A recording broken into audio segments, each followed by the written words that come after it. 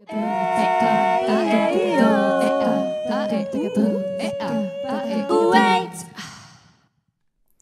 fausses cordes vocales, aussi appelées bandes ventriculaires, sont situées juste au-dessus des cordes vocales. Donc j'ai mes cordes vocales ici plantées dans la paume d'Adam et j'ai mes fausses cordes vocales juste par-dessus.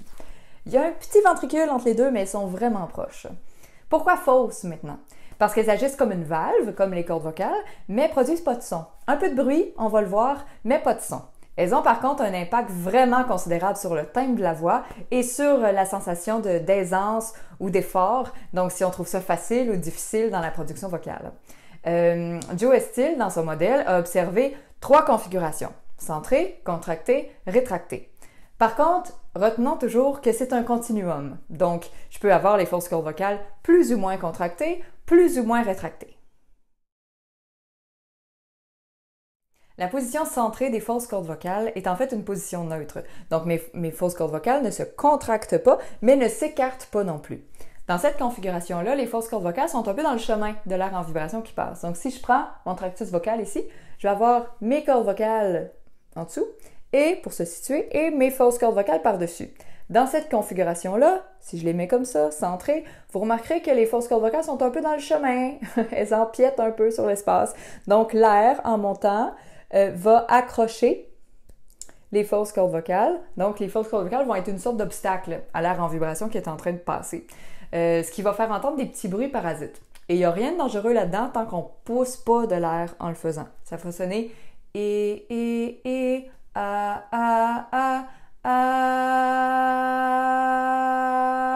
vous entendez, il y a un petit bruit qui file dans le son. C'est le produit des fausses cordes vocales qui sont en position centrée.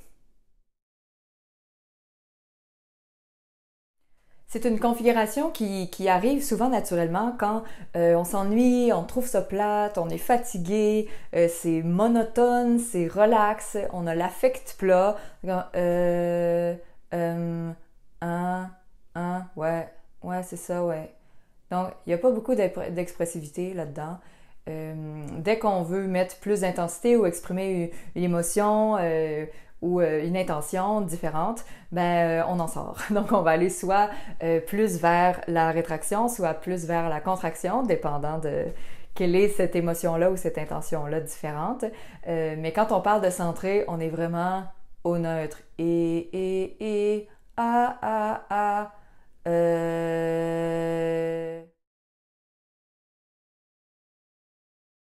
Quand les fausses cordes vocales se contractent, elles se rapprochent l'une de l'autre. Donc, ça rapetisse l'espace disponible dans le tractus vocal.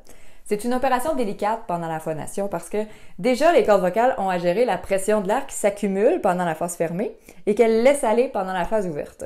Mais là, en plus, l'air qui est libéré dans la fraction de seconde avant ou dans le battement d'avant des cordes vocales, elle peut pas complètement sortir parce qu'elle est bloquée par les fausses cordes vocales qui se touchent presque. Il n'y a pas beaucoup d'espace pour qu'elles puissent passer. Donc, la pression totale que les cordes vocales ont à gérer est beaucoup plus grande, ce qui peut facilement causer de la fatigue vocale et même, voire même les blesser, en fait, à la longue, spécialement quand c'est fait avec beaucoup d'intensité. Alors, prudence ici.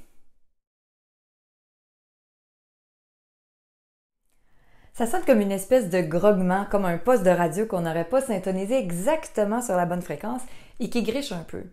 Ou comme quand on force énormément musculairement. Ici, je vais vous demander d'être prudent, parce que comme on l'a vu, il y a un certain risque qui est associé, puis on veut y aller doucement. Donc, je vais vous demander de faire vos essais courts et de ne pas vous exercer trop longtemps à la fois.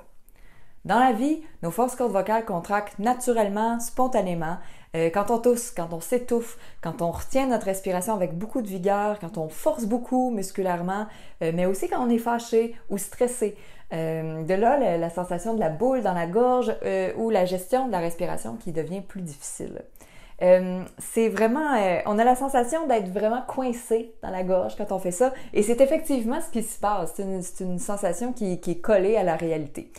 On peut se servir de toutes ces situations-là pour produire les fausses cordes vocales contractées. Donc, un toussement, si je fais avant qu'on entende l'air sortir, dans l'amorce, les fausses cordes vocales sont complètement contractées de façon étanche. Donc, je garde cette sensation-là et je produis le son ensuite. Je peux le faire aussi avec l'étouffement. Je fais semblant de m'étouffer. Même chose, je peux imaginer que je force vraiment beaucoup, que je suis en train de soulever quelque chose de très lourd, de pousser très très fort. On y va toujours doucement. Vous vous demandez peut-être pourquoi utiliser les fausses cordes vocales contractées quand il y a un risque qui est associé à ça. Premièrement, pour s'entraîner. Donc, pour bien faire la distinction entre les configurations des fausses cordes vocales et les sensations qui sont associées à chacune d'entre elles. Mais surtout, pour pouvoir reconnaître la contraction. Donc, sensoriellement, auditivement. Pour pouvoir mieux la gérer, voire même l'éviter selon les cas. Deuxièmement, on peut l'utiliser comme un élément stylistique, donc comme un assaisonnement mis au moment opportun avec une contraction de 1, 2 sur 10 de niveau d'effort.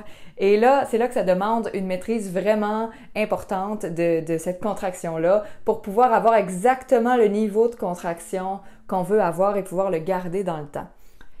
Donc, ça va nous apporter un son qui est un peu plus sali, moins propre, avec plus de bruit parasite. Et ça peut être utilisé pour exprimer la colère, par exemple, des émotions difficiles, ou simplement parce que on trouve ça beau puis on apprécie le timbre que ça donne à la voix. Quand les fausses cordes vocales se rétractent, donc qu'elles s'ouvrent et s'éloignent l'une de l'autre, elles n'agissent plus comme un obstacle pour l'onde sonore qui arrive des vraies cordes vocales en dessous. Elles s'enlèvent complètement du chemin. Donc si je prends mon tractus vocal, encore une fois dans ma main, que je le tourne à l'horizontale, mes fausses cordes vocales, lors de la rétraction, vont être situées de chaque côté ici, donc vont libérer complètement le passage. On va avoir plus de clarté dans le son, donc une diminution ou une élimination complète des bruits parasites dans le son. On le fait naturellement quand on rit. D'ailleurs, quand une personne a les fausses cordes vocales rétractées, souvent on va dire qu'elle a un sourire dans la voix, que c'est léger, c'est clair, ça résonne bien. Et d'ailleurs, un des trucs les plus directs pour y arriver, c'est justement de se mettre dans un état de fou rire. Donc, si je me mets dans un état de fou rire avant et pendant la phonation, donc autant lors de la parole que du chant, mes fausses cordes vocales vont rétracter naturellement. Donc, si je le fais, I, A, O, ce qui va être très différent déjà de notre centrée tantôt qui était I, A, O, I, A, O. Un autre truc pour y arriver, c'est la tristesse. Donc, si je fais semblant d'être triste, I, A, O.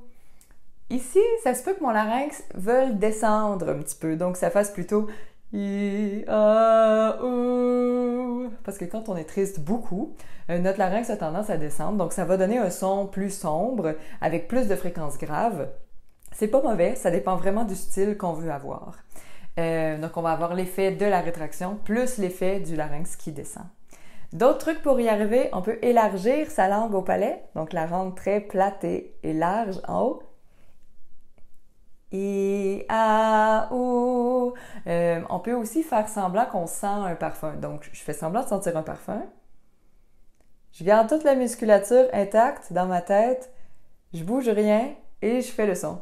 I, A, O. On va avoir sensiblement le même résultat aussi si je fais semblant d'éternuer. Bien, en fait, d'être sur le bord d'éternuer, mais je le fais pas. Donc, on sent que ça s'en vient, mais ça se produit pas. Hein? La pression qu'on sent en arrière ici. I, A, O. Il va se passer à peu près la même chose aussi si j'essaie de réprimer un bâillement. Donc, je sens qu'il y a un bâillement qui s'en vient et je veux pas qu'il arrive.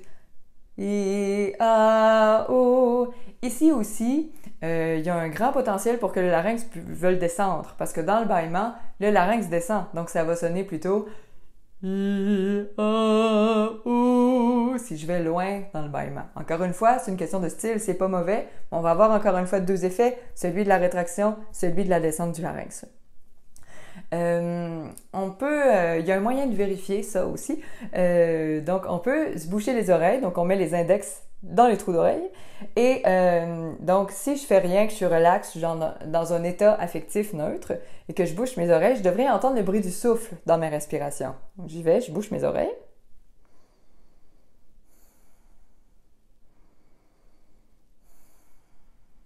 Et maintenant, je fais le test avec la rétraction. Donc, je vais reprendre le truc du début. Donc, avec le rire, je me mets dans un état de fou rire, je me bouche les oreilles et il devrait avoir un changement.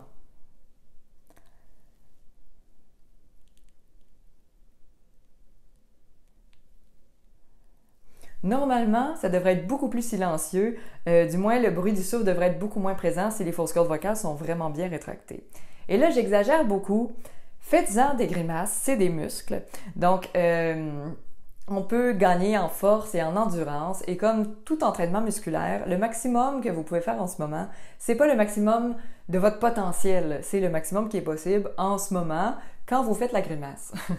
Donc, allez-y et quand les repères sensoriels seront clairs, que l'entraînement sera bien installé, ben, vous pourrez laisser tomber les grimaces, mais vous aurez déjà plus de force et d'endurance pour travailler avec ça.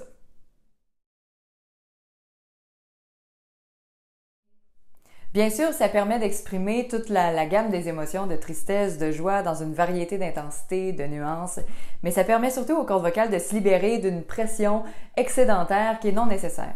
Plus la tâche vocale est exigeante, plus la rétraction des fausses cordes vocales va non seulement m'aider, mais va devenir nécessaire pour produire certaines notes.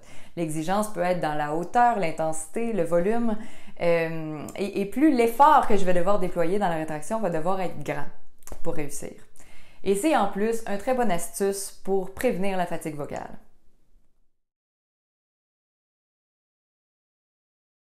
Une belle façon de s'entraîner, c'est de varier les différentes configurations des fausses cordes vocales sur une même note, sur un même son. Donc, je pourrais commencer par centrer, une configuration neutre au départ, pour me donner un point de repère. Ensuite, contracter, centrer encore, rétracter ensuite. Donc, si j'essaie sur I, donc ça va donner I, I, I, I. Si je le fais sur A, sur une autre note, A, A, A, A.